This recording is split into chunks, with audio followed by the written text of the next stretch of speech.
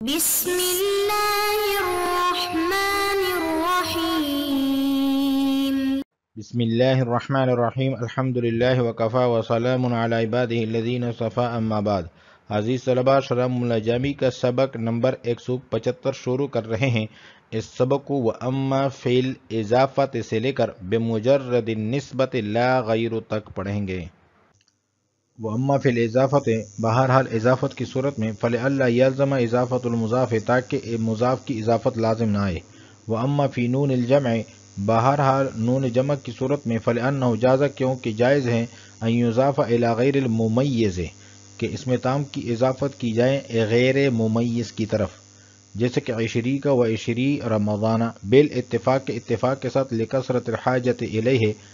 غیر ممیز کی حاجت کی کثرت کی وجہ سے الیہ اس کی طرف۔ فلو اضیف الی الممیز پس اگر اضافت کی جائے ممیز کی طرف لازم الالتباس فی بعض صور تو التباس لازم آ جائے گا بعض صورتوں میں، لأنہ لا یعلم کیونکہ معلوم نہیں ہوگا، مثلا مثال کے طور پر عند اضافت عشرین الی رمضان عشرین کے اضافت کی وجہ عشرین کے اضافت کے وقت رمضان کی طرف، انہ ارادہ کے متکلم نے ارادہ کیا ہے عشرین رمضان 20 رمضان کا، او ارادہ یا ارادہ کیا ہے الیوم العشرین من رمضان رمضان کے 20ویں دن کا، فلا یضاف فی غیر صورت الالتباس پس اضافت نہیں کی جائے گی التباس کے علاوہ کی صورت میں، ایضا اسی طرح الا علی قلت مگر قلت پر، لیکون الباب اقرب الی الاضطراد تاکہ باب اضطراد کے قریب ہو جائیں۔ وَأَنْ غَيْرِ مقدار تمیز ابہام کو رفع کرتا ہے غیر مقدار سے، عطف علی ان مفرد مقدار اس کا عطف ہے ان مفرد مقدار پر، ای الاول کما یرفع الابہام یعنی پہلی قسم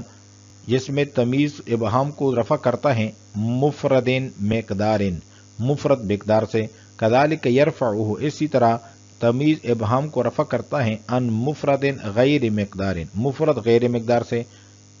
غیر مقدار کیسے کہتے ہیں؟ ای ما لیس بعدد کہ جو عدد بھی نہ ہو، ولا وزن وزن بھی نہ ہو، ولا ذراع ذراع بھی نہ ہو، ولا کیل کیل بھی نہ ہو، ولا مقیاس اور مقیاس بھی نہ ہو، جیسے کہ حاتم حدیدا فإن الخاتم مبہم کیونکہ حاتم کا لفظ جو ہے یہاں پر مبہم ہے باعتبار الجنس باعتبار جنس کے، تام بالتنوین تنوین کے ساتھ تام ہے، فاقتضى تمیزا پس انہوں نے تقاضا کیا تمیز کا۔ والقبض ای قبض التمیز تمیز کی جر باضافت غیر المقدار الیہ غیر مقدار کی تمیز کی طرف اضافت کی وجہ سے اکثر ہے استعمال کی روح سے، لحصول الغرض مع الخفت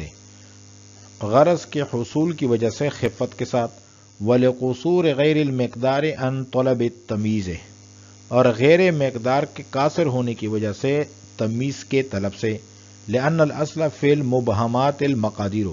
کیونکہ مبہمات میں اصل جو ہے وہ مقادیر ہیں، وغیرها لیس بہذہ المثابۃ اور غیر مقادیر کا یہ مرتبہ نہیں ہے۔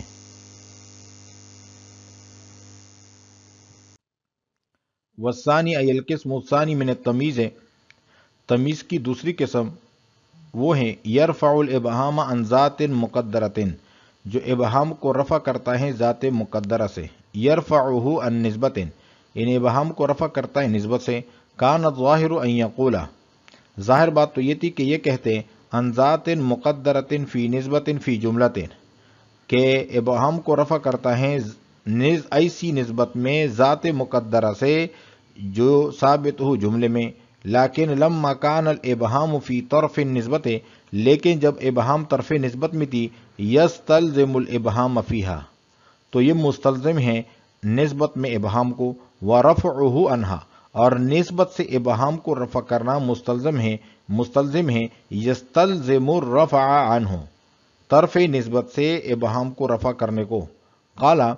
فرمایا مصنف نے ان نسبت مقتصرا علیہا اس پر اکتفا کرتے ہوئے تنبیہ کرتے ہوئے اس بات پر علی ان مقابلۃ ما فی ھذا القسم کہ اس دوسری قسم میں جو مقابلہ ہیں للمفرد المذکور مفرد مذکور کے ساتھ ہیں فی القسم الاول قسم اول میں، انما ہی بمجرد النسبت، اور یہ مقابلہ جو ہے محض نسبت کی وجہ سے، نہ کہ غیر، لا غیر، نہ کہ غیر۔ واما فی الاضافۃ فلئلا یلزم اضافۃ المضاف، ماقبل میں ہم نے یہ پڑھا ہے کہ اگر اسم نون جمع یا اضافت کی وجہ سے تام ہو تو اس میں اضافت والی صورت تو بالکل جائز نہیں ہے، اور نون جمع کے ساتھ اگر اسم تام ہو تو اس کی اضافت قلت کے ساتھ جائز ہے۔ اب شارح ان دونوں کی وجہ کو بیان کر رہے ہیں، فرماتے ہیں کہ اضافت والی صورت اس لیے جائز نہیں کہ اس صورت میں مضاف کا دوبارہ مضاف ہونا لازم آئے گا، اور یہ جائز نہیں ہے۔ وَأَمَّا فِي الْإِضَافَةِ فَلِئَلَّا يَلْزَمَ إِضَافَةُ الْمُضَافِ، بہرحال اضافت والی صورت میں اس لیے آگے اضافت جائز نہیں ہے تاکہ لازم نہ آئے مضاف کی اضافت۔ وَأَمَّا فِي نُونِ الْجَمْعِ فَلِأَنَّهُ جَازَ أَن يُضَافَ إِلَى غَيْرِ الْمُمَيِّزِ، اس عبارت میں نون جمع کے متعلق وضاحت کر رہے ہیں کہ نون جمع میں بسا اوقات تمیز کی طرف اضافت ہوتی ہے اور بسا اوقات اس کی اضافت غیر تمیز کی طرف ہوتی ہے، جیسے عشری کا اور عشری رمضانہ۔ عشری کا مطلب ہے 13 20واں، اور عشری رمضانہ کا مطلب ہے رمضان کا 20واں۔ اگر عشری رمضانہ سے مراد رمضان کا 20واں ہو تو پھر یہ ممیز تمیز کی ترکیب نہیں بنتی، اور اگر مراد 20 رمضان ہو تو پھر یہ تمیز ہیں۔ لہذا جمع کا صیغہ وہ ہیں جس کی اضافت تمیز کے بغیر بھی ہوتی رہتی ہے اور وہ صحیح ہوتی ہے، اور اگر ہم اس کی اضافت تمیز کی طرف کر دیں تو یہ معلوم نہیں ہوگا کہ جو اس کا مضاف الیہ ہے یہ تمیز ہے یا غیر تمیز۔ جیسے عشری رمضانہ میں 2 احتمال ہیں، ایک احتمال تو یہ ہے کہ 20 رمضان مراد ہو، پھر یہ تمیز بنے گا، جیسے عشرون درہمن، اور ایک احتمال یہ ہے کہ رمضان کا 20واں دن مراد ہو، اب یہ تمیز نہیں ہوگی۔ جب ان دونوں میں التباس پیدا ہو گیا تو التباس کی وجہ سے اس میں اضافت جائز نہیں ہے۔ جب التباس کی صورت میں بعض صورتوں میں اضافت ناجائز ہیں تو جہاں التباس لازم نہیں آتا وہاں بھی اضافت ناجائز ہوگی، تاکہ یہ قاعدہ اقرب الی الاضطراد ہو جائے کہ جب مفرد مقدار نون جمع کے ساتھ تام ہو رہا ہو تو اس کی اضافت تمیز کی طرف صحیح نہیں ہے۔ اقرب الی الاضطراد اس لیے کہا ہے کیونکہ بطور شاذ و نادر ایسا اسم تام تمیز کی طرف مضاف ہو جاتا ہے، جیسے عشر درہمین، یعنی بہت کم ہوتا ہے، اکثر نہیں ہوتا۔ وَأَمَّا فِي نُونِ الْجَمْعِ، بہرحال نون جمع میں فَلِأَنَّهُ جَازَ أَن يُضَافَ إِلَى غَيْرِ الْمُمَيِّزِ، کیونکہ یہ جائز ہے کہ اس کی اضافت غیر ممیز کی طرف کی جائے، یعنی تمیز کے علاوہ کی طرف کی جائے، جیسے عشری کا و عشری رمضانہ بالاتفاق، اتفاق کے ساتھ، لکثرت الحاجت الیہ، غیر ممیز کی حاجت کی کثرت کی وجہ سے اس کی طرف۔ فلو اضیف الی الممیز، پس اگر اضافت کی جائے اس کی ممیز یعنی تمیز کی طرف، لازم الالتباس فی بعض الصور، تو التباس لازم آئے گا بعض صورتوں میں، لأنہ لا یعلم، کیونکہ معلوم نہیں ہوگا۔ مثال کے طور پر عند اضافت عشرین الی رمضان، عشرین کے اضافت کی وقت رمضان کی طرف، انہ اراد عشرین رمضان، کہ 20 رمضان مراد لیا ہے متکلم نے، یا رمضان کا 20واں مراد لیا ہے، فلا یضاف فی غیر صورت الالتباس ایضا، پس اضافت نہیں کی جائے گی اسی طرح صورت التباس کے علاوہ میں بھی، الا علی قلت، مگر قلت کے ساتھ، لیکون الباب اقرب الی الاضطراد، تاکہ باب جو ہے یہ اضطراد کے قریب ہو جائے۔ وَعَنْ غَيْرِ مِقْدَارٍ عطف علی عن مفرد مقدار، یہاں سے ماتن یہ بتلا رہے ہیں کہ جس طرح تمیز جو ہے مفرد مقدار سے ابہام کو رفع کرتا ہے، اسی طرح غیر مقدار سے بھی، یعنی مفرد غیر مقدار سے بھی ابہام کو دور کرتا ہے۔ شارح فرماتے ہیں کہ وَعَنْ غَيْرِ مِقْدَارٍ کا عطف جو ہے ماقبل میں عن مفرد مقدار پر ہے، یعنی پہلی قسم جیسے مفرد مقدار سے ابہام کو رفع کرتی ہیں اسی طرح مفرد غیر مقدار سے بھی ابہام کو رفع کرتی ہیں۔ غیر مقدار سے مراد وہ ہیں جو عدد، وزن، ذراع، کیل اور مقیاس نہ ہو، جیسے خاتم حدیدن، اس میں جو خاتم کا لفظ ہے اس میں جنس کے اعتبار سے ابہام ہے کہ جو انگوٹھی ہیں یہ لوہے کی ہیں، چاندی کی ہیں، سونے کی ہیں، کس چیز کے ہیں، اور لفظ خاتم جو ہے یہ تنوین کے ساتھ تام بھی ہے، لہٰذا یہ تمیز کا تقاضا کرتا ہے، اس لیے حدیدن تمیز لائے اور اس نے اس ابہام کو دور کر دیا، اور یہ ابہام مقدار میں نہیں ہے بلکہ غیر مقدار میں ہے،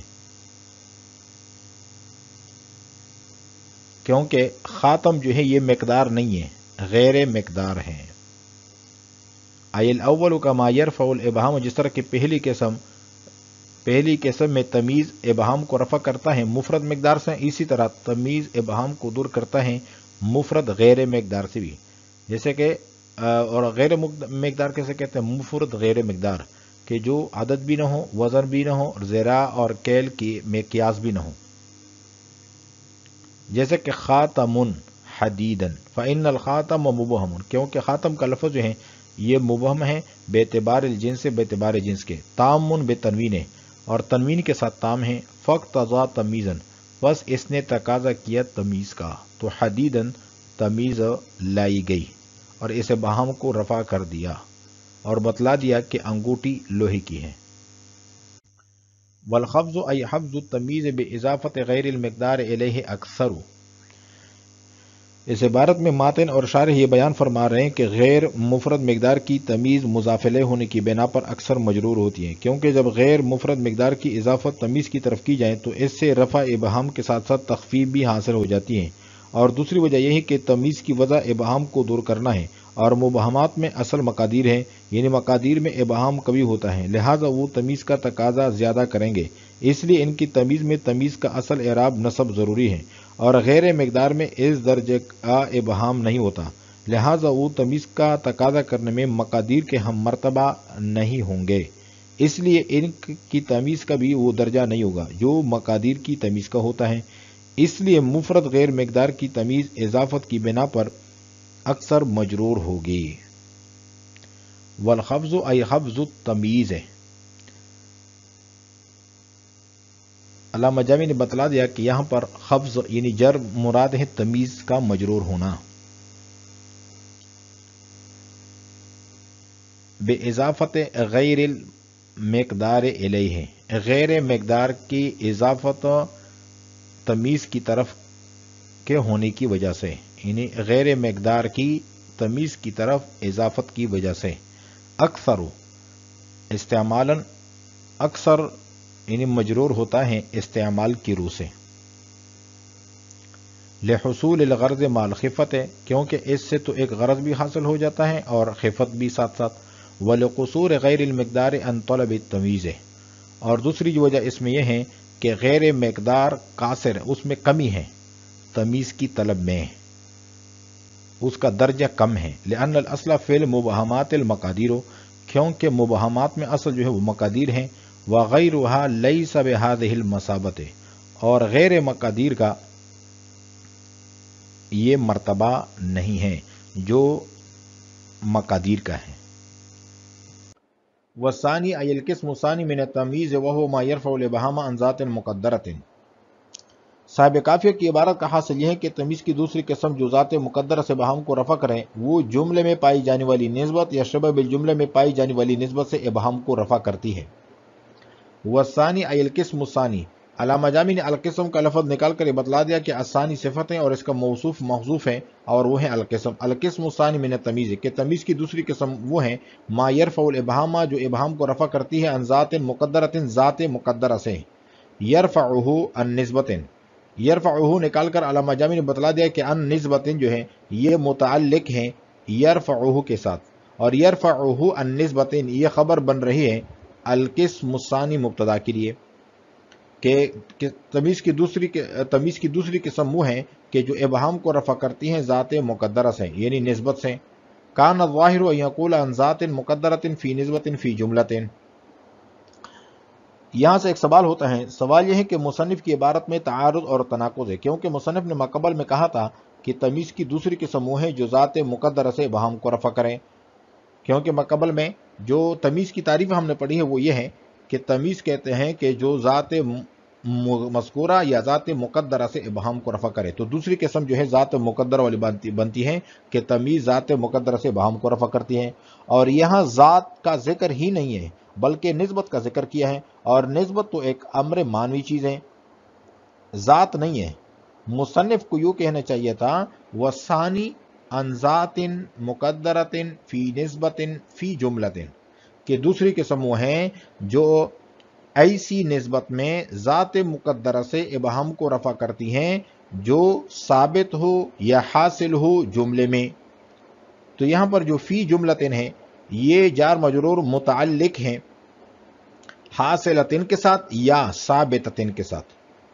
اور یہ پھر صفت بنتی ہے، اور فی نسبتن، نسبتن جو ہے یہ موصوف ہے، موصوف صفت مل کر فی جارہ کے لیے مجرور۔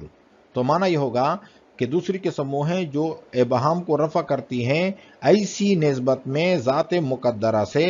جو ثابت ہو حاصل ہو جملے میں یا شبہ بالجملے میں۔ تو اس کا جواب یہ دیا ہے کہ طرف نسبت میں ابہام، یہ ابہام فی نسبت کو مستلزم ہے، اور نسبت سے ابہام کو رفع کرنا یہ مستلزم ہے طرف نسبت سے ابہام کو رفع کرنے کو۔ تو مصنف نے اختصار کی غرض سے صرف کہا ہے ان نسبتن، تو اس پر ہی اکتفا کیا ہے۔ لیکن لما کان الابہام فی طرف نسبت، لیکن جب ابہام طرف نسبت میں تھی یستلزم الابہام فیہا، تو یہ نسبت میں ابہام کو مستلزم ہے، ورفعہ عنہا، اور نسبت سے ابہام کو رفع کرنا مستلزم ہے یستلزم الرفع عنہ، طرف نسبت میں ابہام، طرف نسبت سے ابہام کو رفع کرنے کو۔ قال، مصنف نے کہا ان نسبت مختصرا علیہا تنبیہا علی ان مقابلۃ ما فی ھذا القسم للمفرد المذکور، کہ جو مصنف نے ان نسبتن کہا ہے اکتفا کرتے ہوئے ان نسبتن پر تنبیہا علی ان مقابلۃ ما فی ھذا القسم للمفرد المذکور فی القسم الاول، یہ تنبیہا جو ہیں یہاں پر علامہ جامی نے بطور تائید کے پیش کیا ہے کہ جو جواب دیا ہے اس کی تائید یہاں سے بھی ہو رہی ہے کہ قسم ثانی کا قسم اول کے ساتھ جو تقابل ہیں وہ ذات کے ذکر یا عدم ذکر کے اعتبار سے نہیں ہے، کہ ذات کا لفظ ذکر کیا جائے یا نہ کیا جائے اس اعتبار سے نہیں ہے، بلکہ نسبت کے اعتبار سے ہیں کہ قسم ثانی جو ہیں نسبت سے ابہام کو رفع کرتی ہیں، اور پہلی قسم جو ہیں وہ غیر نسبت سے ابہام کو رفع کرتی ہیں۔ علی ان مقابلۃ ما فی ھذا القسم، کہ اس قسم میں جو یعنی قسم ثانی میں جو چیز ہیں اس کا مقابلہ ہے مفرد مذکور کے ساتھ جو قسم اول میں ہے، انما ہی، یہ جو مقابلہ ہے سوائے اس کے نہیں بمجرد نسبتیں، یہ صرف نسبت کی وجہ سے ہیں، لا غیر، نہ کہ کوئی اور۔ آج ہم نے پڑھا ہے وَأَمَّا فِي الْإِضَافَةِ سے لے کر بِمُجَرَّدِ النِّسْبَةِ لَا غَيْرُ تک۔ وعلیکم السلام ورحمۃ اللہ تعالی وبرکاتہ۔